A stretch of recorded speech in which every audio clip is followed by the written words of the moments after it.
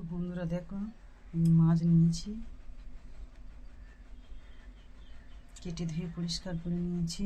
আর ওদের ওখানে মাছ সিদ্ধ হয়ে গেছে।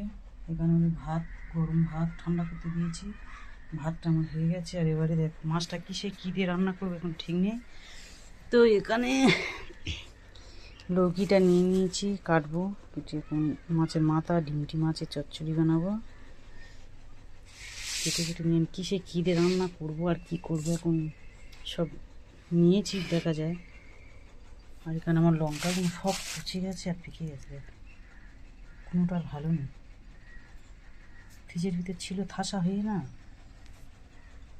তো বেছে নেবো, নিয়ে পরিষ্কার লঙ্কাগুলো নিয়ে নেবো আর পচাগুলো ফেলে দিয়ে আসবো। বাঁচবার টাইম নেই এখন, কিন্তু দেখা যাক। তো চলো সবজি টবজি কেটে নিই, কিসে কী রান্না করবো, মানে কিসে কী দিয়ে রান্না করবো দেখতে থাকো।